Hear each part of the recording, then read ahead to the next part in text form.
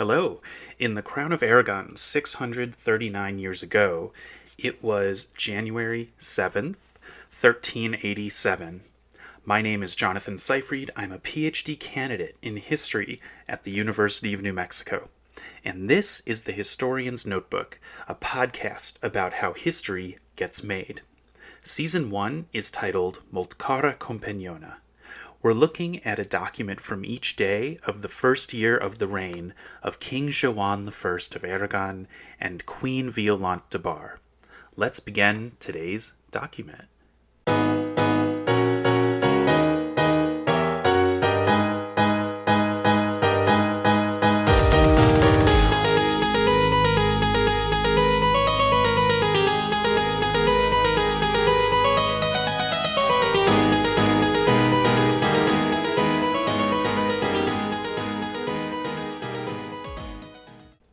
We are going to be sticking with Violant for a few days here.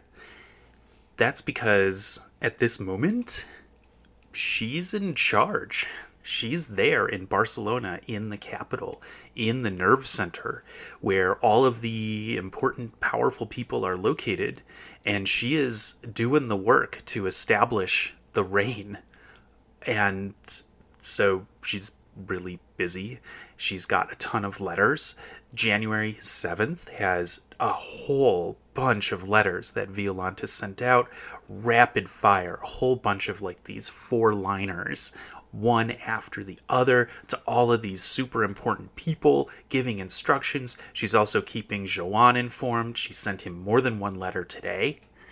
And so this is a really interesting moment for looking at how Violant is negotiating the establishment of a reign at the same time that she has to contend with not being the king, so violating the gender rule that the king is in charge.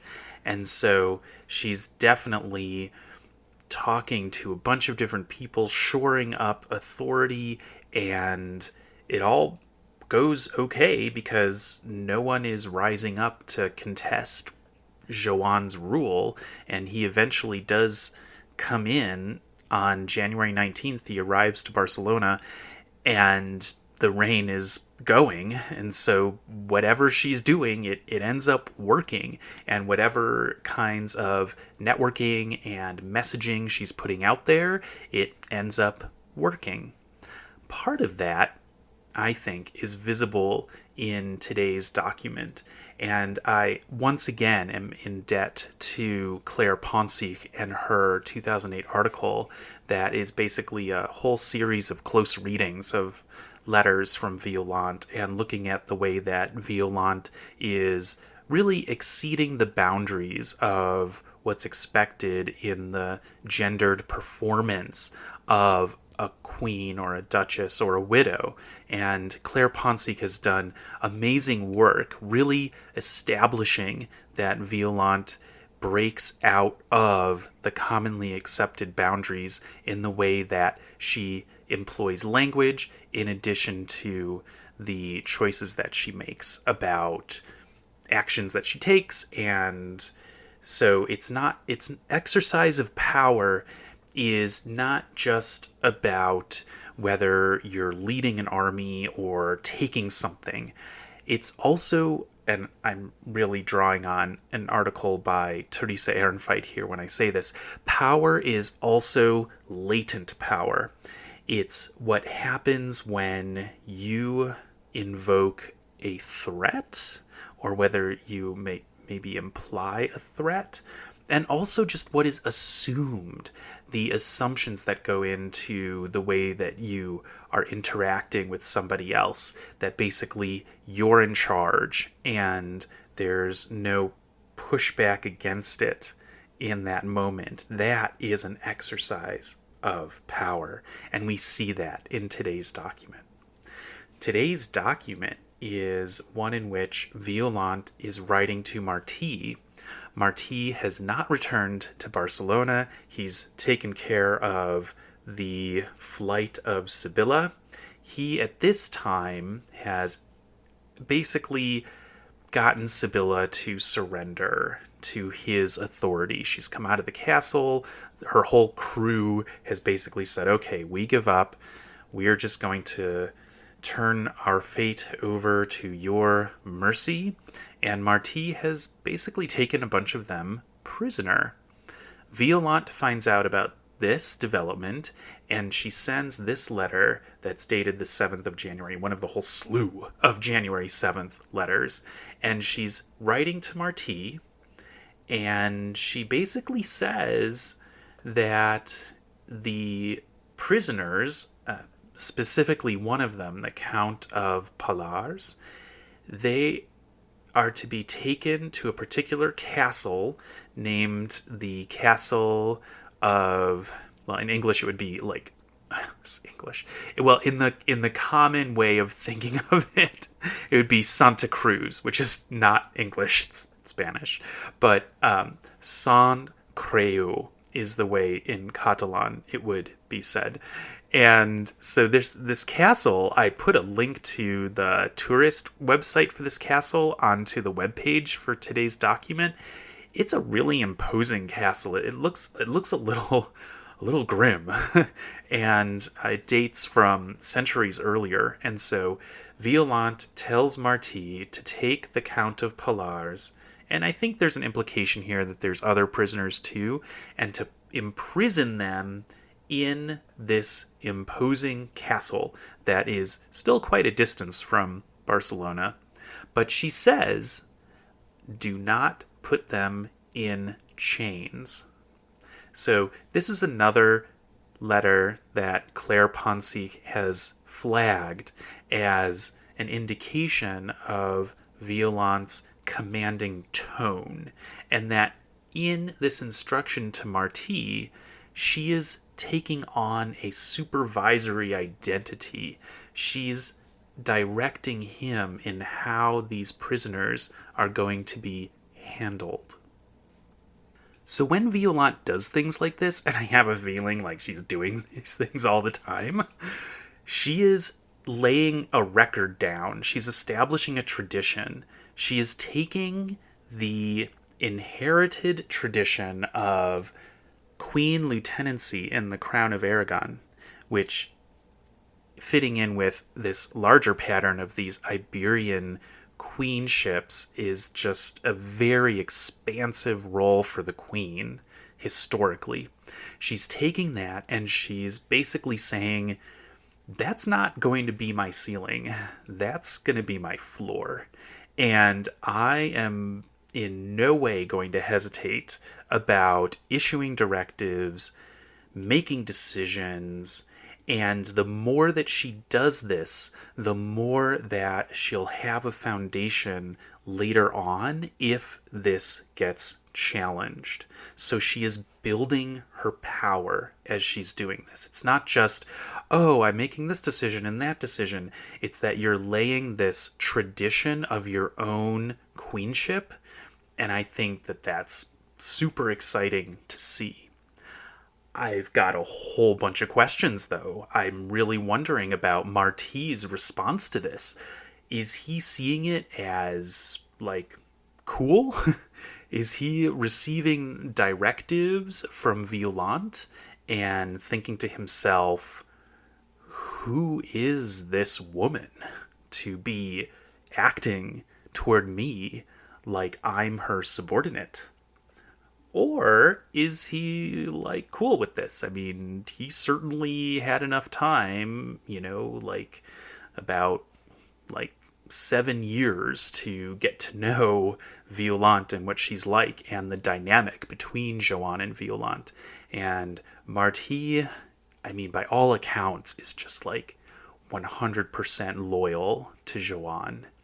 And so maybe he's like, yeah, this is going to be the dynamic. I knew this going in, and we are a team. We are team next gen here, and we're going to rock it when we get to be in charge after having this, long reign of Per the Ceremonious finally come to an end. And at last we're in charge, and Team Next Gen is going to basically now have a chance to govern, and we've already set out, since we had so long to figure it out, because goodness, Per just kept lingering on for a very long time. He was so old that it was kind of like an Elizabeth II situation where Prince Charles had no shortage of years to figure out what he would like to do when he became king. So it's a similar situation where they've had plenty of time to get to know each other, to establish expectations, and maybe that's what's happening here, and Martí is totally cool with this. So that's my guess, but of course I don't know. And it's also possible that Martí is like gritting his teeth, being not supportive of Violant and her pushing on these gendered boundaries. And maybe also Martí is wondering, where is my brother in all this? And why is he not in Barcelona? I think that Martí is aware of Joan's delay because Joan had written to him, as we looked at before. But how much info does Martí have? I have a feeling he's in the loop, but don't know for sure. So basically, this document is one that reveals so much about the operation of power when it comes to elite women in this time and place. So it's super interesting for that reason. And again, I just want to say that I'm grateful to Claire Ponsic for doing a really awesome analysis of the letter that we looked at yesterday as well as today's. All right.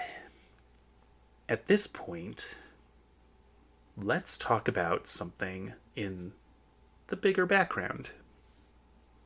A couple minutes ago, I brought up this tradition of Iberian queenship, granting, establishing, legitimizing these very expansive roles for queens throughout Iberia. So Crown of Aragon, Castile, Portugal, the queens in these polities, they have just this portfolio that is really not typical of the roles that queens had in other regions of Western Europe in the late Middle Ages. The reasons for this are that essentially a lot of and I'm drawing on Teresa Ehrenfeit here in her article, which is I think she titles it Absent Kings. So basically, there's a tradition of the kings having to visit a lot of different places within their realms in order to maintain their authority, because basically there's a lot of confederation type political entities where the kings, they just don't have the kind of centralized power that are in other places, and the authority that they have is based on a lot of deal making and agreements, and they have to go visit these different realms very frequently. They have to travel. It's like a road job. They have to travel a lot in order to handle things and be a presence so that they keep their realms from the centrifugal force that, is pushing to have all these different polities go off on their own. So with the king out and about, the queen steps in as just one of the team to help bolster the authority of the regime. And so this is something that just kind of builds on itself over time, and what you end up with in Iberia is something a bit different than what's happening in other parts of Europe, in that the queen starts to have a portfolio. So I've used that term a whole bunch on the podcast. Now, at the same time, in the last several years, scholars of queenship have highlighted how there had been this tendency to characterize powerful women as exceptional. And now they're kind of looking at this and saying, wait a second, if we're having one exceptional case after the other, and we're just keep discovering all of these exceptions, are we really seeing exceptions at all? Or are we actually noticing how, once you look at the historical record as it is, powerful women are not exceptional? And so there was a edited volume by Heather Tanner that had the subtitle Moving Beyond the Exceptionalism Debate. So there was this whole kind of moment where queenship studies moves beyond exceptionalism. And now what does that mean? It means that to look at queens and other powerful elite women in the Middle Ages is to look at routine and frequent uses and exercises of power. That basically what we can see in a lot of regions around the Western European countries and probably beyond that is that it was normal for women to exercise power. Tomorrow's document is going to really hit on this more directly. So we'll leave it there for today and bring this episode to a close. Thanks for listening to The Historian's Notebook, Season 1, Molt Cara Companiona. If you are leaving with more questions than you arrived with, I have done my job. Remember, the motto of The Historian's Notebook is dissatisfaction guaranteed. Visit the website to see an image of today's document, as well as bibliographic citations for a bunch of the works that I just mentioned. And listen again tomorrow to hear about the next day in the first year of the reign of King Joan I of Aragon and Queen Violant de Bar. In the meantime, take care.